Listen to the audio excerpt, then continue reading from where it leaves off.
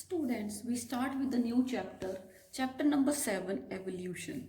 So, first we are going to discuss the origin of life and evidences of evolution.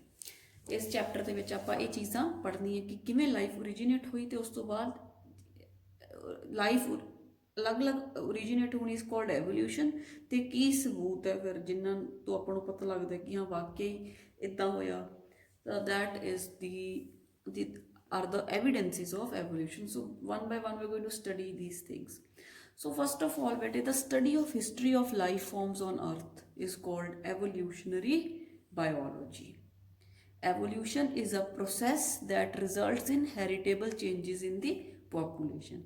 ठीक है भी parents और ਹੁੰਦੇ ਆ ਮੰਨ ਲਓ ਉਸ ਤੋਂ ਬਾਅਦ ਹੌਲੀ ਹੌਲੀ ਜਿਵੇਂ ਅੱਗੇ ਜਨਰੇਸ਼ਨਸ ਆਉਂਦੀਆਂ ਗ੍ਰੈਂਡ ਚਿਲਡਰਨ ਦੀਆਂ ਤਾਂ ਹੌਲੀ ਹੌਲੀ ਕੁਛ ਨਾ ਕੁਛ ਚੇਂਜਸ ਆ ਜਾਂਦੀਆਂ ਪੋਪੂਲੇਸ਼ਨ ਤਾਂ ਇਹਨੂੰ ਕਹਿੰਦੇ ਆ ਬੇਟੇ ਐਵੋਲੂਸ਼ਨ ਜਿਹਦੇ ਨਾਲ ਕੀ ਹੈ ਡਾਇਵਰਸਿਟੀ ਹੋ ਗਈ ਇਹ ਵੀ ਪਹਿਲਾਂ ਇੱਕ ਹੀ ਸੀਗਾ ਸਾਰਿਆਂ ਦਾ ਐਨਸੈਸਟਰ ਉਹਦੇ ਤੋਂ ਅੱਗੇ ਦੀ ਅੱਗੇ ਜਿਹੜੀ ਹੈ ਲਾਈਫ ਹੈ ਉਹ ਡਿਫਰੈਂਟ ਤਰ੍ਹਾਂ ਦੇ ਆਰਗੈਨਿਜ਼ਮਸ ਹੈ ਜਿਹੜੇ ਉਹ ਅਰਥ 'ਤੇ ਬਣ ਗਏ ਠੀਕ ਹੈ ਤਾਂ ਬੇਟੇ ਸਭ ਤੋਂ ਪਹਿਲਾਂ ਆਪਾਂ ਫਿਰ ਗੱਲ ਕਰਦੇ ਹਾਂ ਕਿ ਕਿੱਦਾਂ ਜਿਹੜਾ ਯੂਨੀਵਰਸ ਹੈ ਆਪਣਾ ਉਹਦੇ 'ਚ ਕੀ ਕੁਛ ਹੈ ਜਿਹੜਾ ਯੂਨੀਵਰਸ ਹੈ ਉਹ it is very old it is about 20 billion years ago and it contains huge galaxies ਦੇ ਵਿੱਚ ਸਟਾਰਸ ਹੈ ਕਲਾਊਡਸ ਆਫ ਗੈਸਿਸ ਹੈ ਤੇ ਡਸਟ ਹੈ ਜਿਹੜੀਆਂ ਗਲੈਕਸੀਜ਼ ਹੈ ਠੀਕ ਹੈ ਉਹਦੇ ਵਿੱਚ ਬਹੁਤ ਸਾਰੇ ਸਟਾਰਸ ਹੈ like sun is also a star clouds of gases ਹੈ ਡਸਟ ਹੈ ਉਹ ਸਾਰਾ ਉਹਦੇ ਵਿੱਚ ਹੈ ਤੇ ਬੇਟੇ ਕੀ ਹੋਇਆ ਜਿਹੜਾ ਓਰੀਜਨ ਹੈ ਯੂਨੀਵਰਸ ਦਾ it is explained by the big bang theory ਜਿਹੜੀ ਮੇਨ ਥਿਊਰੀ ਜਿਹੜੀ ਯੂਨੀਵਰਸ ਦੀ ਓਰੀਜਨ ਨੂੰ ਦੱਸਦੀ ਹੈ that is the big bang theory ਇਹਦੇ 'ਚ ਕੀ ਦੱਸਦਾ ਹੈ ਕਿ ਇੱਕ ਬਹੁਤ ਵੱਡਾ ਪਟਾਕਾ ਪਿਆ ਐਕਸਪਲੋਜਨ ਹੋਇਆ ਠੀਕ ਹੈ ਦਾ ਯੂਨੀਵਰਸ ਐਕਸਪੈਂਡਡ ਅੱਡ ਹੋ ਗਿਆ ਟੈਂਪਰੇਚਰ ਨੀਚੇ ਆਇਆ ਕੇਮ ਡਾਊਨ ਹਾਈਡਰੋਜਨ ਤੇ ਹੀਲੀਅਮ ਬਣ ਗਈਆਂ ਠੀਕ ਹੈ ਤੇ ਗੈਸਿਸ ਦੀ ਕੰਡੈਂਸੇਸ਼ਨ ਤੋਂ ਬਾਅਦ ਹੈ ਜਿਹੜੀਆਂ ਗਲੈਕਸੀਜ਼ ਬਣੀਆਂ ਅੰਡਰ ਦੀ ਗ੍ਰੈਵੀਟੇਸ਼ਨ ਤੇ ਅਰਥ ਹੈ ਬੇਟੇ ਜਿਹੜੀ 4.5 ਬਿਲੀਅਨ ਈਅਰਸ ਅਗੋ ਬਣੀ ਜਿਹੜੀ ਹੈ ਉਹ ਇਹ ਅਨੁਮਾਨ ਲਗਾਇਆ ਜਾਂਦਾ ਹੈ ਜਿਹੜੀ ਬੇਟੇ ਪ੍ਰਿਮਿਟਿਵ ਅਰਥ ਸੀ ਉਹਦੇ ਤੇ ਜਿਹੜਾ ਹੈ water vapours methane carbon dioxide ammonia ਠੀਕ ਹੈ ਰਿਲੀਜ਼ ਹੋਈ ਕਿਉਂਕਿ ਮੋਲਟਨ ਮਾਸਿਸ ਸੀਗੇ ਜਿਹੜੇ ਵਲਕੈਨਿਕ ਇਰਪਸ਼ਨਸ ਹੁੰਦੇ ਸੀ ਉਹਨਾਂ 'ਚੋਂ ਬੇਟੇ ਇਹ ਗੈਸਿਸ ਸੀ ਜਿਹੜੀਆਂ ਉਹ ਰਿਲੀਜ਼ ਹੋਈਆਂ ਜਿਹੜੀਆਂ ਅਲਟਰਾਵਾਇਲਟ ਰੇਡੀਏਸ਼ਨ ਸਨ ਤੋਂ ਆ ਰਹੀਆਂ ਸੀ ਉਹਨਾਂ ਨਾਲ ਵਾਟਰ ਟੁੱਟ ਗਿਆ into hydrogen and oxygen right ਤਾਂ ਇਹ ਸਾਰਾ ਕੁਝ ਹੋਇਆ ਜਿਹੜੀ ਆਕਸੀਜਨ ਸੀ it combined with ammonia and methane to form water carbon dioxide ਤੇ ਹੌਲੀ ਹੌਲੀ ਬੇਟੇ ਜਿਹੜਾ ਹੈਗਾ ਓਜ਼ੋਨ ਲੇਅਰ ਬਣੀ ਫਿਰ ਹੌਲੀ ਹੌਲੀ ਹੋਰ ਕੂਲ ਹੋਇਆ ਠੀਕ ਹੈ ਤਾਂ ਫਿਰ ਜਿਹੜੇ ਵਾਟਰ ਜਦੋਂ ਜਿਵੇਂ ਉੱਤੇ ਜਾ ਕੇ ਕੂਲ ਹੁੰਦਾ ਟੈਂਪਰੇਚਰ ਤਾਂ ਵਾਟਰ ਵੇਪਰ ਸੀ ਜਿਹੜੇ ਉਹ ਨੀਚੇ ਗਿਰੇ ਐਜ਼ ਰੇਨ ਤਾਂ ਬੇਟੇ ਜਦੋਂ ਅਰਥ ਬਣੀ ਉਸ ਤੋਂ ਕਾਫੀ ਸਾਲ ਬਾਅਦ ਜਿਹੜੀ ਹੈ ਲਾਈਫ ਅਪੀਅਰਡ ਔਨ ਦ ਅਰਥ ਤਾਂ ਡਿਫਰੈਂਟ ਸਾਇੰਟਿਸਟ ਨੇ ਬੇਟੇ ਆਪਦੀਆਂ ਥਿਊਰੀਜ਼ ਦਿੱਤੀਆਂ ਕਿ ਕਿਵੇਂ ਲਾਈਫ ਓਰੀਜੀਨੇਟ ਹੋਈ ਆਪਾਂ 3-4 ਦੇਖਣੀਆਂ ਤੇ ਉਸ ਤੋਂ ਬਾਅਦ ਆਪਾਂ ਜਿਹੜੀਆਂ ਸਭ ਤੋਂ ਜ਼ਿਆਦਾ ਅਸੈਪਟਡ ਥਿਊਰੀਜ਼ ਹੈ ਉਹਨਾਂ ਵੱਲ ਜਾਵਾਂਗੇ ਤਾਂ ਫਸਟ ਥਿਊਰੀ ਹੈ ਬੇਟੇ ਜਿਹੜੀ ਉਹ ਸਪੈਸ਼ਲ ਕ੍ਰੀਏਸ਼ਨ ਦੀ ਹੈ ਇਹਨਾਂ ਨੇ ਤਾਂ ਐਂ ਕਹਿਤਾ ਕਿ ਜਿਹੜਾ ਗੋਡ ਸੀ ਬੇਟੇ ਉਹਨੇ ਇੱਕਦਮ ਵੀ ਜਿਹੜੀ ਹੈ ਲਾਈਫ ਹੈ ਉਹ ਕ੍ਰੀਏਟ ਕਰਤੀ ਔਨ ਦੀ ਅਰਥ ਐਜ਼ ਇਟ ਇਜ਼ ਆਈ ਧਰਤੀ ਹੱਸਦੀ ਵਸਦੀ ਸੀ ਸ਼ੁਰੂ ਤੋਂ ਗੋਡ ਨੇ ਕ੍ਰੀਏਟ ਕਰਤੀ ਤਾਂ ਬੇਟੇ ਨੈਕਸਟ ਥਿਊਰੀ ਹੈ ਕਾਸਮੋਜ਼ੋਇਕ ਥਿਊਰੀ ਜਾਂ ਪੈਨਸਪਰਮੀਆ ਥਿਊਰੀ ਇਹ ਬੇਟੇ ਜਿਹੜੇ ਗ੍ਰੀਕ ਬੰਦੇ ਸੀ ਗ੍ਰੀਕ ਥਿੰਕਰ ਸੀ ਉਹਨਾਂ ਨੇ ਦਿੱਤੀ ਸੀ ਕਿ ਬਾਹਰਲੇ ਸਪੇਸ ਚੋਂ ਸਪੋਰਸ ਆਏ ਤੇ ਉਹ ਇੱਥੇ ਆ ਕੇ ਜਿਹੜਾ ਸੀਗਾ ਲਾਈਫ ਉਹ ਬਦਲ ਗਏ ਤੇ ਲਾਈਫ ਬਣ ਗਈ ਹੋਰ ਜਿਹੜੇ ਹੈਗੇ ਆ ਮਤਲਬ ਕਿ ਆਊਟਰ ਸਪੇਸ ਦੇ ਵਿੱਚੋਂ ਸਪੋਰਸ ਆਏ ਤਾਂ ਇਹ ਕੋਈ ਬਹੁਤੀਆਂ ਵਧੀਆ ਕੋਈ ਇਹਨਾਂ ਨੇ ਕੋਈ ਤਸੱਲੀਜਨਕ ਜਿਹੜਾ ਭਰੋਸੇਜਨਕ ਕੋਈ ਗੱਲ ਨਹੀਂ ਕਹੀ ਤਾਂ ਇਸ ਕਰਕੇ ਇਹਨਾਂ ਥਿਊਰੀਜ਼ ਨੂੰ ਜ਼ਿਆਦਾ ਜਿਹੜਾ ਹੈ ਅੱਗੇ ਵਿਚਾਰਿਆ ਨਹੀਂ ਗਿਆ ਉਸ ਤੋਂ ਬਾਅਦ ਬੇਟੇ ਥਿਊਰੀ ਆਈ ਸਪੌਂਟੇਨੀਅਸ ਜਨਰੇਸ਼ਨ ਦੀ ਇਹਦੇ ਵਿੱਚ ਉਹਨਾਂ ਨੇ ਕੀ ਕਿਹਾ ਕਿ ਜਿਹੜਾ ਗਲਿਆ ਸੜਿਆ ਸਮਾਨ ਹੁੰਦਾ ਮੈਟਰ ਹੁੰਦਾ ਮਿੱਟੀ ਪਰਾਲੀ ਇਹ ਜਿਹੜੀ ਗਲ ਸੜ ਰਹੀਆਂ ਚੀਜ਼ਾਂ ਹੁੰਦੀਆਂ ਠੀਕ ਹੈ ਉਹਨਾਂ ਤੋਂ ਜਿਹੜਾ ਹੈ ਨਵੀਂ ਲਾਈਫ ਓਰੀਜਨ ਹੁੰਦੀ ਹੈ। ਤੇ ਬੇਟੇ ਇਸ ਥਿਊਰੀ ਨੂੰ ਕਹਿੰਦੇ ਆ ਇਹ ਬਾਇਓਜੈਨਸਿਸ ਵੀ ਜਾਂ ਆਟੋਬਾਇਓਜੈਨਸਿਸ। ਬਟ ਇਸ ਥਿਊਰੀ ਨੂੰ ਬੇਟੇ ਲੂਇਸ ਪਾਸਚਰ ਨਾਮ ਦੇ ਸਾਇੰਟਿਸਟ ਨੇ ਰਿਜੈਕਟ ਕਰਤੀ ਕਿ ਇਹ ਥਿਊਰੀ ਬਿਲਕੁਲ ਵੀ ਸਹੀ ਨਹੀਂ। ਮਰੀਆਂ ਹੋਈਆਂ ਚੀਜ਼ਾਂ ਤੋਂ ਨੌਨ ਲਿਵਿੰਗ ਚੀਜ਼ਾਂ ਤੋਂ ਲਿਵਿੰਗ ਥਿੰਗਸ ਨਹੀਂ ਬਣ ਸਕਦੀਆਂ। ਉਹਨਾਂ ਨੇ ਕਿਹਾ ਕਿ ਜਿਹੜੀ ਅੱਜ ਦੀ ਲਾਈਫ ਹੈ ਇਹ ਪ੍ਰੀ ਐਗਜ਼ਿਸਟਿੰਗ ਲਾਈਫ ਤੋਂ ਹੀ ਆਈ ਹੈ। ਉਹਨਾਂ ਨੇ ਕੀ ਕੀਤਾ ਬੇਟੇ ਇੱਕ ਐਕਸਪੈਰੀਮੈਂਟ ਕੀਤਾ। ਉਹਨਾਂ ਨੇ 2 ਫਲਾਸਕਸ ਲੈ ਲੀਆਂ ਠੀਕ ਹੈ। ਇਸ ਤਰ੍ਹਾਂ ਉਹਨਾਂ ਨੇ 2 ਫਲਾਸਕਸ ਲਈਆਂ। ਦੋਨੋਂ ਫਲਾਸਕਸ ਦੇ ਜਿਹੜੀਆਂ ਸੀਗੀਆਂ ਬੇਟੇ ਉਹਨਾਂ ਨੇ ਇਹਦੇ ਵਿੱਚ ਕਿ ਈਸਟ ਰੱਖ ਲਈ। ਈਸਟ ਆਪਾਂ ਨੂੰ ਪਤਾ ਯੂਨੀਸੈਲੂਲਰ ਫੰਜਾਈ ਹੈ। ਦੋਨਾਂ ਦੇ ਵਿੱਚ ਈਸਟ ਰੱਖ ਲਈ ਜਿਹੜੀ ਕਿਲ ਕਰਕੇ ਰੱਖ ਲਈ ਠੀਕ ਹੈ। ਇਸ ਜਿਹੜਾ ਇਹਦਾ ਬਾਹਰਲਾ ਬੇਟੇ ਸਾਰੀ ਏਅਰ ਸੀ ਉਹਨੂੰ ਸਟਰਲਾਈਜ਼ ਕਰ ਲਿਆ। ਜਿਹੜਾ ਆਹ ਵਾਲਾ ਫਲਾਸਕ ਸੀ ਜਿਹੜੀ ਆਹ ਵਾਲੀ ਫਲਾਸਕ ਸੀ ਇਹਨੂੰ ਕੋਈ ਸਟਰਲਾਈਜ਼ ਨਹੀਂ ਕੀਤਾ ਠੀਕ ਹੈ। ਆਹ ਸਟਰਲਾਈਜ਼ ਕੀਤੀ ਸੀ ਮਤਲਬ ਇਹਦੇ ਵਿੱਚ ਕੋਈ ਵੀ ਹੋਰ ਫੰਜਾਈ ਜਾਂ ਕੁਝ ਵੀ ਨਹੀਂ ਸੀਗਾ। ਤਾਂ ਉਹਨਾਂ ਨੇ ਕੀ ਦੇਖਿਆ ਕਿ ਜਿਹੜੀ ਆਹ ਵਾਲੀ ਫਲਾਸਕ ਹੈ ਇਹਦੇ ਵਿੱਚ ਕੋਈ ਵੀ ਕੀੜਾ ਮਕੌੜਾ ਲਾਈਫ ਜਾਂ ਫੰਜਾਈ ਕੁਝ ਵੀ ਅਪੀਅਰ ਨਹੀਂ ਹੋਈ। ਪਰ ਜਿਹੜਾ ਆ ਸੀ ਇਹਦੇ ਵਿੱਚ ਲਾਈਫ ਅਪੀਅਰ ਹੋ ਗਈ ਕਿਉਂਕਿ ਜਿਹੜੀ ਆਪਣੀ ਹਵਾ ਹੈ ਉਹਦੇ ਵਿੱਚ ਆਲਰੇਡੀ ਕੁਛ ਨਾ ਕੋਈ ਜਿਹੜੇ ਹੈਗੇ ਆ ਲਿਵਿੰਗ ਥਿੰਗਸ ਦੇ ਜਿਹੜੇ ਸਪੋਰਸ ਆ ਉਹ ਹੁੰਦੇ। ਤਾਂ ਬੇਟੇ ਲੂਇਸ ਪਾਸਚਰ ਸੀਗੇ ਜਿਹੜੇ ਉਹਨਾਂ ਨੇ ਆਪਦੇ ਐਕਸਪੈਰੀਮੈਂਟ ਦੇ ਰਾਹੀਂ ਸਪੌਂਟੇਨੀਅਸ ਜਨਰੇਸ਼ਨ ਥਿਊਰੀ ਨੂੰ ਰੋਂਗ ਪ੍ਰੂਵ ਕਰਤਾ। ਜਿਹੜੇ ਬੇਟੇ ਡਾਰਵਿਨ ਸੀ ਫਿਰ ਚਾਰਲਸ ਡਾਰਵਿਨ ਤੁਸੀਂ ਸੁਣਿਆ ਹੋਇਆ ਉਹਨਾਂ ਦਾ ਨਾਮ। ਉਹਨਾਂ ਨੇ ਕਿਹਾ ਡੀਸੈਂਟ ਵਿਦ ਮੋਡੀਫਿਕੇਸ਼ਨਸ ਕਿ ਆਏ ਨਹੀਂ ਵੀ ਜਿਵੇਂ ਅੱਜ ਦੀ ਧਰਤੀ ਹੈ ਬਸ ਆਈ ਸਾਰੀ ਹੋਈ ਹੈ। ਉਹ ਕਹਿੰਦੇ ਵੀ ਜਿਹੜੇ ਕੰਪਲੈਕਸ ਪਲਾਂਟ ਤੇ ਐਨੀਮਲ ਆਏ ਹੈ ਇਹ ਹੌਲੀ ਹੌਲੀ ਆਏ ਹੈ ਮਿਲੀਅਨਸ ਆਫ ਈਅਰਸ ਲੱਗ ਗਏ। ਸਿੰਪਲਰ ਪਹਿਲਾਂ ਸਿੰਪਲ ਆਏ ਫਿਰ ਕੰਪਲੈਕਸ ਆਏ ਜਿਵੇਂ ਆਪਾਂ ਐਨੀਮਲ ਕਿੰਗਡਮ 'ਚ ਕਰਦੇ ਹੀ ਹਾਂ ਠੀਕ ਹੈ। ਆਪਾਂ ਕਹਿੰਦੇ ਪਹਿਲਾਂ ਫਿਸ਼ਿਸ ਸੀ ਫਿਰ ਐਮਫੀਬੀਅਨਸ ਫਿਰ ਰੈਪਟਾਈਲਸ ਫਿਰ ਬਰਡਸ ਸਿੰਪਲ ਕਰੈਕਟਰ ਸ਼ੋ ਕਰਦੇ ਸੀ। ਫਿਰ ਜਿਵੇਂ ਹੁਣ ਮੈਮਲਸ ਹੈ ਮੈਮਲਸ ਦੇ ਉੱਤੇ ਸਭ ਤੋਂ ਟੌਪ 'ਤੇ ਮੈਨ ਹੈ ਤਾਂ ਆਪਾਂ ਕੰਪਲੈਕਸ ਹੈ ਐਜ਼ ਕੰਪੇਅਰ ਟੂ ਫਿਸ਼ਿਸ ਫਰੌਗਸ ਜਾਂ ਜੋ ਵੀ ਲਾ ਲਓ। ਤਾਂ ਉਹ ਕਹਿੰਦੇ ਹੌਲੀ ਹੌਲੀ ਲਾਈਫ ਓਰੀਜੀਨੇਟ ਹੋਈ ਹੈ ਅਰਥ 'ਤੇ ਸਿੰਪਲ ਫਾਰਮਸ ਆਈਆਂ ਪਹਿਲਾਂ ਫਿਰ ਹੌਲੀ ਹੌਲੀ ਕੰਪਲੈਕਸ ਫਾਰਮਸ ਆਈਆਂ। ਤਾਂ ਬੇਟੇ ਇਹ ਸਾਰੀਆਂ ਥਿਊਰੀਆਂ ਦੇ ਵਿੱਚ ਜਿਹੜਾ ਹੈ ਆਪਾਂ ਕੀਤੀਆਂ 3 ਥਿਊਰੀਜ਼ ਇਹ ਕੋਈ ਬਹੁਤੀਆਂ ਠੀਕ ਨਹੀਂ ਸੀ। ਤੇ ਬੇਟੇ ਉਸ ਤੋਂ ਬਾਅਦ ਇੱਕ theory I theory of chemical evolution ਠੀਕ ਹੈ। ਇਹ ਥਿਊਰੀ ਹੈ ਜਿਹੜੀ ਇਹ ਮੋਸਟ ਵਾਈਡਲੀ ਅਸੈਪਟਡ ਥਿਊਰੀ ਹੈ of the origin of life. In this session I will explain about the chemical evolution ठीक है बेटे। we have discussed the different theories of origin of life। ਆਪਾਂ ਬਹੁਤ ਸਾਰੀਆਂ ਥਿਊਰੀਜ਼ ਕਰ ਚੁੱਕੇ ਹਾਂ। ਆਪਾਂ ਉਹਦੇ 'ਚ ਪਾਸਚਰ ਐਕਸਪੈਰੀਮੈਂਟ ਕੀਤਾ ਤੇ ਹੋਰ ਕਈ ਸਾਰੀਆਂ ਸਪੌਂਟੇਨੀਅਸ ਜਨਰੇਸ਼ਨ ਕੀਤੀ ਸਪੈਸ਼ਲ ਕ੍ਰੀਏਸ਼ਨ ਕੀਤੀ ਤਾਂ ਬਹੁਤ ਸਾਰੀਆਂ ਥਿਊਰੀਜ਼ ਆਪਾਂ ਡਿਸਕਸ ਕੀਤੀਆਂ। ਪਰ ਜਿਹੜੀ origin of life the most accepted theory ਹੈ that is the modern theory or the chemosynthetic theory. This theory, modern theory or the chemosynthetic theory is also known as Oparin-Haldane theory of origin of life. This theory was proposed by 2 scientists, A.I. Oparin and J.B.S. Haldane. A.I. Oparin was a Russian scientist. He published the book The Origin of Life in 1936. J.B.S. Haldane, he was born in England but migrated to India in 1957 in Orissa. He was a biologist and a biochemist. ठीक है, both Oparin and Haldane ठीक है gave similar views regarding the origin of life. ठीक है, तो 2 scientist A.I. Oparin and J.B.S. Haldane इन्होंने एक नवी थ्योरी दी of origin of life which is called the chemical evolution or the modern theory or the chemical theory or the chemosynthetic theory.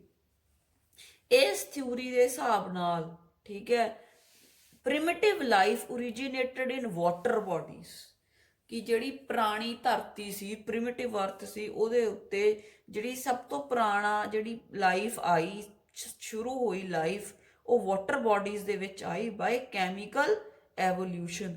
ਬਹੁਤ ਸਾਰੇ chemical reactions ਹੋਏ, ਠੀਕ ਹੈ, ਤਾਂ ਇਸ ਕਰਕੇ ਆਪਾਂ ਇਹਨੂੰ ਕੈਮੀਕਲ ਐਵੋਲਿਊਸ਼ਨ ਕਿਹਾ। ਬਹੁਤ ਸਾਰੇ ਕੈਮੀਕਲ ਰਿਐਕਸ਼ਨਸ ਹੋਏ in the water bodies about 4200 million years ago. ਤਾਂ ਉਹਨਾਂ ਨੇ ਕਿਹਾ ਕਿ ਜਿਹੜੀ ਲਾਈਫ ਹੈ ਇਹ ਫਿਜ਼ੀਓਕੈਮੀਕਲ ਪ੍ਰੋਸੈਸਿਸ ਆਫ ਐਟਮਸ ਦੇ ਥਰੂ ਆਈ, ਕਿ ਜਿਹੜੇ ਐਟਮ ਸੀ ਦੇ combined to form molecules combined to form inorganic and organic compounds, ਠੀਕ ਹੈ। ਉਸ ਤੋਂ ਬਾਅਦ ਜਿਹੜਾ ਹੈਗਾ ਲਾਈਫ ਹੈ ਜਿਹੜੀ ਉਹ ਐਗਜ਼ਿਸਟ ਕੀਤੀ। ਜਿਹੜਾ ਬੇਟੇ ਕੈਮੀਕਲ ਐਵੋਲਿਊਸ਼ਨ ਹੈ ਇਹ ਹੁਣ ਨਹੀਂ ਹੋ ਸਕਦਾ, it cannot occur under present environmental conditions, ਠੀਕ ਹੈ। suitable conditions for origin of life existed only upon primitive earth। ਹੁਣ ਇਹ ਨਹੀਂ ਹੋ ਸਕਦਾ, ਉਸ ਸਮੇਂ ਆਕਸੀਜਨ ਨਹੀਂ ਸੀ, ਰਿਡਿਊਸਿੰਗ এনवायरमेंट ਸੀ ਅਰਥ ਦੇ ਉੱਪਰ, ਇਸ ਕਰਕੇ ਅੱਜ ਦੇ ਸਮੇਂ ਦੇ ਵਿੱਚ ਕੈਮੀਕਲ ਐਵੋਲਿਊਸ਼ਨ नहीं हो सकता, क्योंकि वो कंडीशंस ते अज दियां कंडीशंस च बहुत ज़्यादा फर्क है। तो ये बेटे मैं डिफरेंट स्टैप्स दे विच लिखिया होया है कि किस तरह जिहड़ी है लाइफ दी जिहड़ी है ओरिजिन हुई है। फर्स्ट जिहड़ा सीगा दे वर द एटॉमिक फेस या फ्री एटम्स, जिहड़ा अर्ली अर्थ है बेटे ਉਹਦੇ ਤੇ डिफरेंट एलीमेंट्स दे एटम्स पए सी, जिवें हाइड्रोजन कार्बन नाइट्रोजन, राइट। तो ये सारे जिहड़े ਉਹਦੇ ਵਿੱਚ ਉੱਪਰ ਪਏ ਸੀਗੇ, hydrogen oxygen carbon nitrogen sulphur phosphorus, which are essential for the formation of protoplasm. ਤਾਂ अर्ली अर्थ ਦੇ ਉੱਤੇ एटम्स ਪਏ ਸੀ कुछ एलीमेंट्स दे, ਜਿਹੜੇ एलीमेंट्स प्रोटोप्लाज्म बनाउण ਦੇ ਵਿੱਚ ਜ਼ਰੂਰੀ ਹੁੰਦੇ ਹਨ। ਉਸ ਤੋਂ ਬਾਅਦ ਬੇਟੇ ਫ੍ਰੀ ਐਟਮਸ ਇੱਕ ਦੂਜੇ ਦੇ ਨਾਲ ਜੁੜ ਗਏ ਟੂ ਫਾਰਮ ਇਨਆਰਗੈਨਿਕ ਮੋਲੀਕਿਊਲਸ, ਠੀਕ ਹੈ। ਇਨਆਰਗੈਨਿਕ ਮੋਲੀਕਿਊਲਸ ਬਣ ਗਏ, ਜਿਵੇਂ ਕਿ ਹਾਈਡਰੋਜਨ ਬਣ ਗਿਆ, ਠੀਕ ਹੈ, ਵਾਟਰ ਬਣ ਗਿਆ, मीथेन बन गया, अमोनीया बन गया, कार्बन डाइऑक्साइड बन गया। हाइड्रोजन एटम्स वर मोस्ट न्यूमरस, सब तो ज़्यादा हाइड्रोजन एटम्स सी एंड सब तो ज़्यादा ये रिएक्टिव सी, ठीक है। ਜਿਹੜੀ ਪ੍ਰਿਮਿਟਿਵ ਅਰਥ ਸੀ ਬੇਟੇ ਉਹਦੇ ਤੇ ਰਿਡਿਊਸਿੰਗ ਐਟਮੋਸਫੀਅਰ ਸੀ, ਫ੍ਰੀ ਆਕਸੀਜਨ ਹੈ ਨਹੀਂ ਸੀ, ਕਿਉਂਕਿ ਜਿਹੜੇ ਹਾਈਡਰੋਜਨ ਐਟਮ ਸੀ ਉਹ ਆਕਸੀਜਨ ਨਾਲ ਰਿਐਕਟ ਕਰਕੇ ਉਹਨਾਂ ਨੇ ਵਾਟਰ ਬਣਾਤਾ, ਫ੍ਰੀ ਆਕਸੀਜਨ ਅਰਥ ਤੇ ਨਹੀਂ ਸੀ, ਠੀਕ ਹੈ। ਤੇ ਹਾਈਡਰੋਜਨ ਜਿਹੜਾ ਸੀਗਾ ਉਹ ਨਾਈਟ੍ਰੋਜਨ ਨਾਲ ਕੰਬਾਈਨ ਕਰਕੇ ਅਮੋਨੀਆ ਬਣਾਤਾ। ਤਾਂ water and ammonia were the first molecules on the primitive earth. Hydrogen जिहड़ा सीगा उस समय जिहड़ा सी मोस्ट रिएक्टिव सी, इहने ऑक्सीजन नाल कंबाइन करके वाटर बना लिया, ताई करके फ्री ऑक्सीजन है नहीं सी, ते हाइड्रोजन ने नाइट्रोजन नाल मिल के अमोनीया बना लिया। तां वाटर ते अमोनीया जिहड़ा है मन्निया जांदा है कि they were probably the first molecules of primitive earth. उस तो बाद जिहड़े ये इनऑर्गेनिक मॉलिक्यूल्स सी बेटे इन्ना ये जुड़ गए आपस में to form simple organic molecules, to form simple organic molecules, जिवें कि सिंपल शुगर्स बन गए, ठीक है। आ देखो मिथेन ते वाटर ने जुड़ के शुगर्स, फैटी एसिड्स, ग्लिसरॉल बनाता। फिर बेटे नाइट्रोजिनस बेसिस बन गए, जिहड़े आपां पढ़दे हां अज, प्यूरीन्स, प्रिमिडीन्स, अमाइनो एसिड्स बन गया। देखो methane, water and your NH2 इन्होंने बनाते अमीनो एसिड्स। ते इन्ना सारे मॉलिक्यूल्स नूं एक दूजे दे विच कन्वर्ट होने की एनर्जी कित्थों आई? फ्रॉम अल्ट्रावायलट रेस, जदों बिजली कड़कदी सी ਤਾਂ ਇਹ ਜਿਹੜੇ ਹੈਗੇ ਆ ਮੋਲੀਕਿਊਲਸ ਆ ਜਿਹੜੇ ਇੱਕ ਦੂਜੇ ਦੇ ਨਾਲ ਸਟ੍ਰਾਈਕ ਕਰਦੇ ਸੀ। ਗਾਮਾ ਰੇਜ਼, ਲਾਈਟਨਿੰਗ, ਇਹ ਸਾਰੇ ਫੈਕਟਰ ਸੀਗੇ ਜਿਨ੍ਹਾਂ ਦੀ ਹੈਲਪ ਦੇ ਨਾਲ ਇਹ ਸਾਰਾ ਜਿਹੜਾ ਪ੍ਰੋਸੈਸ ਹੈ ਇਹ ਹੋਇਆ। ਫਿਰ ਬੇਟੇ ਜਿਹੜੇ ਓਸ਼ਨਸ ਸੀ ਉਹਨਾਂ ਦੇ ਵਿੱਚ ਇੱਕ ਹੌਟ ਸੂਪ ਦੀ ਤਰ੍ਹਾਂ ਜਿਹੜੇ ਕੈਮੀਕਲ ਸੀ, ਕੈਮੀਕਲਸ ਦਾ ਇੱਕ ਸੂਪ ਬਣ ਗਿਆ, ਠੀਕ ਹੈ, ਜਿਹਨੂੰ ਕਿਹਾ ਹੌਟ ਡਾਇਲਿਊਟ ਸੂਪ, ਠੀਕ ਹੈ। ਜਦੋਂ ਹੌਟ ਡਾਇਲਿਊਟ ਸੂਪ ਤੋਂ ਬਾਅਦ ਕੀ ਵੀ ਇੱਕ ਸਟੇਜ ਆ ਗਈ, ਠੀਕ ਹੈ, ਜਿਹਦੇ ਵਿੱਚ ਹੋਰ ਕੈਮੀਕਲ ਰਿਐਕਸ਼ਨਸ ਹੋ ਸਕਦੇ ਸੀ, ਠੀਕ ਹੈ, ਤੇ ਸਿੰਪਲ ਆਰਗੈਨਿਕ ਮੋਲੀਕਿਊਲਸ ਤੋਂ ਕੰਪਲੈਕਸ ਆਰਗੈਨਿਕ ਮੋਲੀਕਿਊਲਸ ਬਣ ਗਏ ਇਨ ਦਾ ਵਾਟਰ ਬੋਡੀਜ਼, ਪਰ ਇਹ ਬਹੁਤ ਸਲੋ ਪ੍ਰੋਸੈਸ ਸੀ। ਉਸ ਤੋਂ ਬਾਅਦ ਬੇਟੇ ਆਪਾਂ ਸਿੰਪਲ ਆਰਗੈਨਿਕ ਮੋਲੀਕਿਊਲਸ ਤੋਂ ਕਿਆ ਕੰਪਲੈਕਸ ਆਰਗੈਨਿਕ ਮੋਲੀਕਿਊਲਸ ਬਣ ਗਏ। ਜਿਵੇਂ ਸਿੰਪਲ ਸ਼ੂਗਰਸ ਨੇ ਰਲ ਕੇ ਪੋਲੀਸੈਕਰਾਈਡਸ ਬਣਾਤੇ, ਕੰਪਲੈਕਸ ਸ਼ੂਗਰਸ, ਫੈਟੀ ਐਸਿਡ ਗਲਿਸਰੋਲ ਨੇ ਫੈਟਸ ਬਣਾ ਲਏ, ਅਮਾਈਨੋ ਐਸਿਡਸ ਜੁੜ ਗਏ ਪ੍ਰੋਟੀਨਸ ਬਣ ਗਏ, ਨਾਈਟ੍ਰੋਜਨਸ ਬੇਸਿਸ ਸ਼ੂਗਰਸ ਨਾਲ ਫਾਸਫੇਟਸ ਨਾਲ ਜੁੜ ਗਏ, ਨਿਊਕਲੀਓਟਾਈਡ ਬਣ ਗਏ, ਠੀਕ ਹੈ, ਨਿਊਕਲੀਓਟਾਈਡ ਤੇ ਨਿਊਕਲੀਓਸਾਈਡਸ ਜੁੜ ਗਏ, ਨਿਊਕਲਿਕ ਐਸਿਡਸ ਬਣ ਗਏ। ਤਾਂ ਸਿਮਿਲਰਲੀ ਸਿੰਪਲ ਆਰਗੈਨਿਕ ਮੋਲੀਕਿਊਲਸ ਤੋਂ ਕੰਪਲੈਕਸ ਆਰਗੈਨਿਕ ਮੋਲੀਕਿਊਲਸ ਬਣ ਗਏ ਇਨ ਔਨ ਦੀ ਪ੍ਰਿਮਿਟਿਵ ਅਰਥ ਇਨ ਦਾ ਏਸ਼ੀਐਂਟ ਓਸ਼ਨਸ।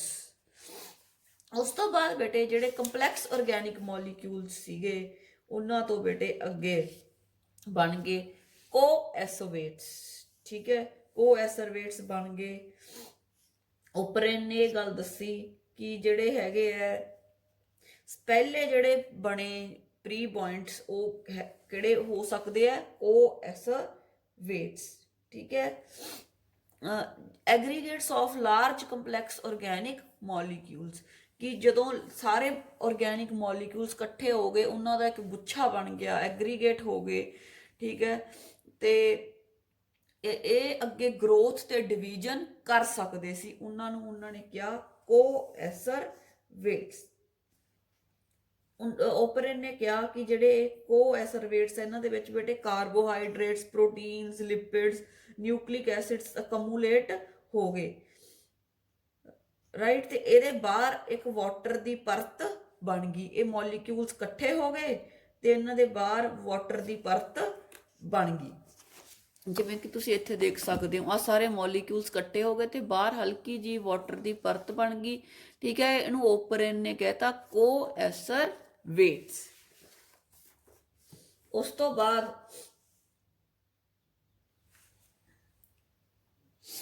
ਤੋਂ ਬਾਅਦ ਬੇਟੇ ਈ ਬਾਇੰਡਸ ਬਣ ਗਏ। ਇਹ ਹੁਣ ਜਿਹੜੇ ਕੋਐਸਰਵੇਟਸ ਹੈ ਜਿਨ੍ਹਾਂ ਦੇ ਵਿੱਚ ਨਿਊਕਲਿਕ ਐਸਿਡ ਸੀਗਾ ਤੇ ਨਿਊਕਲਿਕ ਐਸਿਡ ਸਾਰਾ ਇਹਨਾਂ ਦਾ ਫੰਕਸ਼ਨ ਕੰਟਰੋਲ ਕਰਨ ਲੱਗ ਗਿਆ। ਈ ਬਾਇੰਡਸ ਤੋਂ ਬੇਟੇ ਬਣ ਗਏ free genes. Free genes is self reproducing nucleoprotein, ਵੀ ਨਿਊਕਲਿਕ ਐਸਿਡ ਦੇ ਤੇ ਪ੍ਰੋਟੀਨਸ ਦੇ ਬਣੇ ਕੰਬੀਨੇਸ਼ਨ ਸੀ, ਖੁਦ ਰੀਪਰੋਡਿਊਸ ਕਰ ਸਕਦੇ ਸੀ, ਕਿਉਂਕਿ ਆਪਾਂ ਨੂੰ ਪਤਾ ਡੀਐਨਏ ਕੋਲੇ ਇਨਫੋਰਮੇਸ਼ਨ ਹੈ, ਆਰਐਨਏ ਕੋਲੇ ਇਨਫੋਰਮੇਸ਼ਨ ਹੈ, ਜਿਹੜੇ ਨਿਊਕਲਿਕ ਐਸਿਡਸ ਹੈ, ਤੇ ਬੇਟੇ ਆਏ ਫ੍ਰੀ ਜੀਨਸ ਜੋ ਇਕੱਠੇ ਹੋ ਗਏ ਦੇ ਫਾਰਮ ਦੀ ਫਸਟ ਪ੍ਰਿਮਿਟਿਵ ਸੈੱਲ, ਠੀਕ ਹੈ। ਤਾਂ ਐਂ ਕਰਦੇ ਕਰਾਉਂਦੇ ਫਸਟ ਪ੍ਰਿਮਿਟਿਵ ਸੈੱਲ ਸੀ ਜਿਹੜਾ ਬਣ ਗਿਆ। ਉਸ ਤੋਂ ਬਾਅਦ ਬੇਟੇ ਫਿਰ ਓਰੀਜਨ ਹੋਇਆ ਪ੍ਰੋਕੈਰੀਓਟਸ ਦਾ, ਬਿਲੀਅਨਸ 3.5 ਬਿਲੀਅਨ ਈਅਰਸ ਅਗੋ ਇਨ ਦਾ ਸੀ। ਉਦੋਂ ਵੀ ਐਟਮੋਸਫੀਅਰ ਐਨਾਰੋਬਿਕ ਸੀ, ਫ੍ਰੀ ਆਕਸੀਜਨ ਐਬਸੈਂਟ ਸੀ ਐਟਮੋਸਫੀਅਰ ਦੇ ਵਿੱਚ, ਠੀਕ ਹੈ। ਪ੍ਰੋਕੈਰੀਓਟਸ ਦੀ ਨਿਊਕਲੀਅਰ ਮੈਂਬਰੇਨ ਨਹੀਂ ਹੁੰਦੀ ਆਪਾਂ ਨੂੰ ਪਤਾ ਹੈ, ਤੇ ਉਹ ਬਾਈਨਰੀ ਫਿਜ਼ਨ ਕਰਦੇ ਸੀ, ਰਾਈਟ, ਤੇ ਜਿਵੇਂ ਕਿ ਬਲੂ ਗ੍ਰੀਨ ਐਲਗੀ, ਸਾਈਨੋ ਬੈਕਟੀਰੀਆ। ਉਸ ਤੋਂ ਬਾਅਦ ਬੇਟੇ ਫਿਰ ਨਿਊਟ੍ਰੀਸ਼ਨ ਆਇਆ, ਮੋਡਸ ਆਫ ਨਿਊਟ੍ਰੀਸ਼ਨ ਆਏ। ਜਿਹੜੇ ਪਹਿਲੇ ਪ੍ਰੋਕੈਰੀਓਟਸ ਸੀ ਉਹ ਆਪਾਂ ਨੂੰ ਪਤਾ ਹੈ ਉਹ ਆਪਦਾ ਭੋਜਨ ਆਪ ਨਹੀਂ ਬਣਾ ਸਕਦੇ ਸੀ, ਤਾਂ ਫਿਰ ਆਪਾਂ ਉਹਨਾਂ ਨੂੰ ਕਹਿੰਦੇ ਆ ਹੈਟਰੋਟ੍ਰੋਫਸ, ਤੇ ਉਹਨਾਂ ਨੂੰ readymade organic material as food ਚਾਹੀਦਾ ਸੀ। ਫਿਰ ਜਿਵੇਂ ਜਿਵੇਂ ਹੈਟਰੋਟ੍ਰੋਫਸ ਵਧੇ ਤਾਂ ਨਿਊਟ੍ਰੀਸ਼ਨ ਘਟਣ ਲੱਗਿਆ ਓਸ਼ਨਸ ਦੇ ਵਿੱਚ, ਠੀਕ ਹੈ। ਦਿਸ lead to the evolution of ਆਟੋਟ੍ਰੋਫਸ, ਫਿਰ ਆਟੋਟ੍ਰੋਫਸ ਬਣੇ, ਠੀਕ ਹੈ। ਫਿਰ ਹੌਲੀ ਹੌਲੀ ਬੇਟੇ ਜਿਹੜਾ ਹੈਗਾ ਆਕਸੀਜਨ ਇਵੋਲਵ ਹੋਈ, ਤਾਂ ਹੌਲੀ ਹੌਲੀ ਜਿਹੜਾ ਹੈਗਾ ਅੱਜ ਦੀ ਜਿਹੜੇ ਯੂਕੈਰੀਓਟਸ ਹੈ ਉਹ ਬਣਨੇ ਸਟਾਰਟ ਹੋਏ। ਸੋ this is how the life ਜਿਹੜੀ ਹੈਗੀ ਆ ਉਹ ਬਣੀ। ਠੀਕ ਹੈ, ਪਹਿਲਾਂ ਅਰਲੀ ਸੈੱਲ, ਪਹਿਲਾਂ ਕੀ ਹੋਇਆ, ਫ੍ਰੀ ਐਟਮਸ ਪਏ ਸੀ ਆਪਾਂ ਦੱਸਿਆ, ਫਿਰ ਸਿੰਪਲ ਮੋਲੀਕਿਊਲਸ ਬਣ ਗਏ, ਸਿੰਪਲ ਆਰਗੈਨਿਕ ਮੋਲੀਕਿਊਲਸ ਬਣ ਗਏ, ਕੰਪਲੈਕਸ ਆਰਗੈਨਿਕ ਮੋਲੀਕਿਊਲਸ ਬਣ ਗਏ, ਕੋਐਸਰਵੇਟਸ ਬਣ ਗਏ, ਫ੍ਰੀ ਜੀਨਸ ਬਣ ਗਏ, ਫਿਰ ਫਸਟ ਪ੍ਰਿਮਿਟਿਵ ਸੈੱਲ ਆ ਗਿਆ, ਉਹਦੇ ਤੋਂ ਫਿਰ ਪ੍ਰੋਕੈਰੀਓਟਸ ਬਣ ਗਏ, ਯੂਕੈਰੀਓਟਸ ਬਣ ਗਏ, ਤੇ ਅੱਜ ਦੇ ਮਲਟੀ ਸੈਲੂਲਰ ਆਰਗੇਨਿਜ਼ਮਸ ਬਣ ਗਏ। And life originated in the ocean. ਜਿਹੜੀ ਬੇਟੇ ਪ੍ਰਿਮਿਟਿਵ ਅਰਥ ਸੀ ਉਹਦੇ ਤੇ ਸਾਰਾ ਕੈਮੀਕਲ ਐਵੋਲੂਸ਼ਨ ਕਿਉਂ ਹੋਇਆ? ਕਿਉਂਕਿ ਹਾਈ ਟੈਂਪਰੇਚਰ ਸੀ, ਵੋਲਕੈਨਿਕ ਸਟ੍ਰੋਮ ਸੀ, ਰਿਡਿਊਸਿੰਗ ਐਟਮੋਸਫੀਅਰ ਸੀ ਕੰਟੇਨਿੰਗ CO2, ਮੀਥੇਨ, ਅਮੋਨੀਆ ਐਟਸੈਟਰਾ। ਇਸੇ ਕਰਕੇ ਅੱਜ ਜਿਹੜਾ এনवायरमेंट ਉਹਦੇ ਚ ਆਕਸੀਜਨ ਪਈ ਹੈ, ਇਸ ਕਰਕੇ ਕੈਮੀਕਲ ਐਵੋਲੂਸ਼ਨ ਅੱਜ ਦੇ ਸਮੇਂ ਦੇ ਵਿੱਚ ਨਹੀਂ ਹੋ ਸਕਦਾ। ਤਾਂ ਉਸ ਤੋਂ ਬਾਅਦ ਬੇਟੇ ਜਿਹੜਾ ਇਹ ਸਾਰਾ ਦੱਸਿਆ, ਆਪਾਂ ਕਿਹਾ ਵੀ ਇਹ ਅਸੈਪਟਡ ਥਿਊਰੀ ਹੈ, ਇਹਨੂੰ ਮੰਨ ਲਿਆ ਲੋਕਾਂ ਨੇ ਵੀ ਹਾਂ ਇਹ ਸਹੀ ਹੈ, ਇਹਨੂੰ ਸਾਇੰਟਿਸਟ ਨੇ ਮੰਨਿਆ ਹੈ, ਗਿਵਨ ਬਾय ਓਪਰਿਨ ਐਂਡ ਹਾਲਡੇਨ। ਤਾਂ ਬੇਟੇ ਇਸ ਥਿਊਰੀ ਨੂੰ ਕਿਉਂ ਮੰਨਿਆ ਹੈ ਕਿ ਸਹੀ ਹੈ? ਦੋ ਸਾਇੰਟਿਸਟ ਹੈ, ਸਟੇਨਲੇ ਮਿਲਰ ਐਂਡ ਹੈਰੋਲਡ ਸੀ ਯੂਰੀ। ਇਹਨਾਂ ਦੋਨਾਂ ਸਾਇੰਟਿਸਟ ਨੇ ਬੇਟੇ ਲੈਬ ਦੇ ਵਿੱਚ ਪ੍ਰੂਵ ਕੀਤਾ ਕਿ ਜੋ ਓਪਰਿਨ ਐਂਡ ਹਾਲਡੇਨ ਨੇ ਕਿਹਾ ਉਹ ਸੱਚ ਹੈ। ਇਹਨਾਂ ਨੇ ਬੇਟੇ ਲੈਬ ਦੇ ਵਿੱਚ ਉਹੀ ਕੰਡੀਸ਼ਨਸ ਕ੍ਰੀਏਟ ਕੀਤੀਆਂ, ਉਹੀ ਕਿਹੜੀਆਂ, ਜਿਨ੍ਹਾਂ ਹਾਈ ਟੈਂਪਰੇਚਰ ਤੇ ਰਿਡਿਊਸਿੰਗ ਐਟਮੋਸਫੀਅਰ, ਜਿੱਥੇ ਮਿਥੇਨ, ਅਮੋਨੀਆ, ਕਾਰਬਨ ਡਾਈਆਕਸਾਈਡ ਹੋਵੇ। ਲੈਬ ਦੇ ਵਿੱਚ ਇਹਨਾਂ ਨੇ ਉਹੋ ਜਿਹੀਆਂ ਕੰਡੀਸ਼ਨਸ ਪ੍ਰੋਡਿਊਸ ਕੀਤੀਆਂ ਜਿਹੋ ਜਿਹੀਆਂ ਅਰਥ ਤੇ ਸੀ। ਆਪਾਂ ਕਿਹਾ ਉਦੋਂ ਲਾਈਟਨਿੰਗ ਹੁੰਦੀ ਸੀ ਤਾਂ ਇਹ ਜਿਹੜੇ ਮੋਲੀਕਿਊਲ ਸੀ ਇੱਕ ਦੂਜੇ ਦੇ ਨਾਲ ਰਿਐਕਟ ਕਰਦੇ ਸੀ, ਤੇ ਇਹਨਾਂ ਨੇ ਬੇਟੇ ਇਲੈਕਟ੍ਰਿਕ ਡਿਸਚਾਰਜ ਯੂਜ਼ ਕੀਤਾ, ਬਿਜਲੀ ਦਾ ਕੀਤਾ ਯੂਜ਼, ਤੇ ਟੈਂਪਰੇਚਰ ਜਿਹੜਾ ਸੀਗਾ ਉਹ 800 ਡਿਗਰੀ ਰੱਖਿਆ, ਬਹੁਤ ਹਾਈ ਟੈਂਪਰੇਚਰ ਰੱਖਿਆ। ਤਾਂ ਇਹਨਾਂ ਨੇ ਕੀ ਕੀਤਾ, ਆਪਾਂ ਇਹ ਡਾਇਗਰਾਮ ਦੇ ਥਰੂ ਇਸ ਚੀਜ਼ ਨੂੰ ਸਮਝਦੇ ਹਾਂ। ਬੇਟੇ ਇਹਨਾਂ ਨੇ ਇੱਕ ਕਲੋਜ਼ਡ ਫਲਾਸਕ ਲਈ, ਠੀਕ ਹੈ, ਉਹਦੇ ਵਿੱਚ ਇਹਨਾਂ ਨੇ ਅਮੋਨੀਆ, ਵਾਟਰ, ਹਾਈਡਰੋਜਨ ਪਾਇਆ, ਠੀਕ ਹੈ, ਇਲੈਕਟ੍ਰੋਡਸ ਲੱਗੇ ਆ, ਇਲੈਕਟ੍ਰਿਕ ਡਿਸਚਾਰਜ ਦੇਤਾ, ਠੀਕ ਹੈ। ਕਲੋਜ਼ਡ ਫਲਾਸਕ ਦੇ ਵਿੱਚ ਇਹਨਾਂ ਨੇ ਪਾ ਲਿਆ ਤੇ ਵਾਟਰ ਵੇਪਰਸ ਬਣਾਏ, ਜਿਵੇਂ ਉਸ ਸਮੇਂ ਜਿਹੜੀ ਅਰਥ ਸੀ ਉਹਦੇ ਤੇ ਟੈਂਪਰੇਚਰ ਹਾਈ ਹੋਣ ਦੇ ਕਾਰਨ ਸੀਗਾ। ਫਿਰ ਆਪਾਂ ਕਿਹਾ ਉਦੋਂ ਅਲਟਰਾਵਾਇਲਟ ਰੇਡੀਏਸ਼ਨਸ ਐਕਸਾਈਟ ਕਰਦੀਆਂ ਸੀ, ਤਾਂ ਇਹਨਾਂ ਨੇ ਜਿਹੜਾ ਹੈ ਇਲੈਕਟ੍ਰਿਕ ਡਿਸਚਾਰਜ ਦੇ ਨਾਲ ਕੀਤਾ ਕਿ ਇਹ ਇਲੈਕਟ੍ਰਿਕ ਡਿਸਚਾਰਜ ਉਹ ਵੀ ਸੇਮ ਰਿਐਕਸ਼ਨ ਹੀ ਕਰਦਾ। ਤਾਂ ਇਹਨਾਂ ਨੇ ਜਿਹੜੀ ਮਿਥੇਨ, ਅਮੋਨੀਆ, ਹਾਈਡਰੋਜਨ ਸੀਗੀ ਉਹ 2:1:2 ਦੀ ਰੇਸ਼ੋ ਦੇ ਵਿੱਚ ਸੀਗੀ। ਮਿਥੇਨ ਤੇ ਹਾਈਡਰੋਜਨ ਜ਼ਿਆਦਾ, ਅਮੋਨੀਆ ਘੱਟ, ਜਿਵੇਂ ਕਿ ਪਹਿਲਾਂ ਵਾਲੀਆਂ ਕੰਡੀਸ਼ਨਸ ਦੇ ਵਿੱਚ ਸੀਗਾ ਅਰਥ ਦੇ ਉੱਤੇ, ਠੀਕ ਹੈ। 4 ਗੈਸਿਸ ਮਿਥੇਨ, ਅਮੋਨੀਆ, ਹਾਈਡਰੋਜਨ ਤੇ ਵਾਟਰ ਵੇਪਰਸ ਉਹਨਾਂ ਨੇ ਪਾਸ ਕੀਤੇ ਇਨ ਦਿਸ ਆਪਰੇਟਸ, ਠੀਕ ਹੈ, ਜਿਹੜਾ 800 ਡਿਗਰੀ ਸੀ ਤੇ ਸੀਗਾ, ਠੀਕ ਹੈ। ਉਸ ਤੋਂ ਬਾਅਦ ਕੀ ਪਾਇਆ ਗਿਆ, ਇਹਨਾਂ ਨੇ 1 ਹਫ਼ਤੇ ਦੇ ਬਾਅਦ ਦੇਖਿਆ ਕਿ ਅਮਾਈਨੋ ਐਸਿਡਸ ਤੇ ਕੰਪਲੈਕਸ ਮੋਲੀਕਿਊਲਸ ਜਿਵੇਂ ਸ਼ੂਗਰ, ਨਾਈਟ੍ਰੋਜਨ, ਫੈਟਸ ਜਿਹੜੇ ਸੀਗੇ ਉਹ ਫਲਾਸਕ ਦੇ ਵਿੱਚ ਬਣ ਗਿਆ। ਦੇਖੋ ਇੱਥੇ ਬੋਇਲਿੰਗ ਵਾਟਰ ਸੀ, ਇੱਥੇ ਬਾਹਰ ਕੱਢਣ ਵਾਸਤੇ ਪੰਪ ਹੈ, ਠੀਕ ਹੈ। ਤਾਂ ਸਾਰੇ ਜਿਹੜੇ ਹੈਗੇ ਆ ਇਹਦੇ ਵਿੱਚ ਪਾ ਕੇ ਡਿਸਚਾਰਜ ਦਿੱਤਾ, ਤੇ 1 ਹਫ਼ਤੇ ਬਾਅਦ ਇਹਨਾਂ ਨੇ ਪਾਇਆ ਕਿ ਕੁਛ ਜਿਹੜੇ ਸੀਗੇ ਆਰਗੈਨਿਕ ਮੋਲੀਕਿਊਲਸ ਬਣ ਗਏ, ਠੀਕ ਹੈ। ਇਸ ਤੋਂ ਇਹ ਪ੍ਰੂਵ ਹੋ ਗਿਆ ਕਿ ਜੋ ਓਪਰਿਨ ਤੇ ਹਾਲਡੇਨ ਨੇ ਕਿਹਾ ਸੀ ਉਹ ਬਿਲਕੁਲ ਸਹੀ ਸੀ। ਇਹਨਾਂ ਨੇ ਐਕਸਪੈਰੀਮੈਂਟਲੀ ਪ੍ਰੂਵ ਕਰਤੀ ਕਿ ਜਿਹੜੀ ਕੈਮੀਕਲ ਐਵੋਲੂਸ਼ਨ ਹੈ ਉਹ ਹੋਈ ਹੈ। ਕੀ ਰਿਜ਼ਲਟ ਸੀਗੇ ਇਸ ਐਕਸਪੈਰੀਮੈਂਟ ਦੇ, ਉਹ ਆਪਾਂ ਦੇਖ ਲੈਂਦੇ ਹਾਂ। The results of the experiment provided evidences for the theory of chemical origin, ਕਿ ਉਹਨਾਂ ਨੇ ਪ੍ਰੂਵ ਕਰਤੀ ਕਿ ਹਾਂ ਵੀ ਇਹ ਹੋਈ ਸੀ। ਇਹਨਾਂ ਨੇ ਦੱਸਿਆ ਕਿ first non cellular form of life was created about 3 billion years ago. ਉਸ ਹਿਸਾਬ ਦੀਆਂ ਕੰਡੀਸ਼ਨਸ ਜਿਹੜੀਆਂ ਹੈਗੀਆਂ ਉਹ ਉਸ ਸਮੇਂ ਅਰਥ ਦੇ ਉੱਪਰ ਸੀ। ਉਸ ਤੋਂ ਬਾਅਦ demonstrated that non cellular biomolecules exist in form of DNA, RNA, polysaccharides and proteins, ਕਿ ਇਹ ਜਿਹੜੇ ਹੈਗੇ ਆ ਐਗਜ਼ਿਸਟ ਕਰਦੇ ਸੀ, ਤੇ ਇਹਨਾਂ ਤੋਂ ਫਿਰ ਅੱਗੇ ਜਿਹੜਾ ਹੈ ਐਵੋਲਿਊਸ਼ਨ ਹੋ ਕੇ ਜਿਹੜੀ ਹੈ ਲਾਈਫ ਹੈ ਉਹ ਹੋਂਦ ਵਿੱਚ ਆਈ। So this was the modern theory or the chemosynthetic theory of origin of life and the experimental evidence of chemical evolution, that is the formation of simple organic compounds from inorganic compounds, which is experimentally proved in the laboratory by Harold C. Urey and Stanley L. Miller. So this experiment is very important from the exam point of view.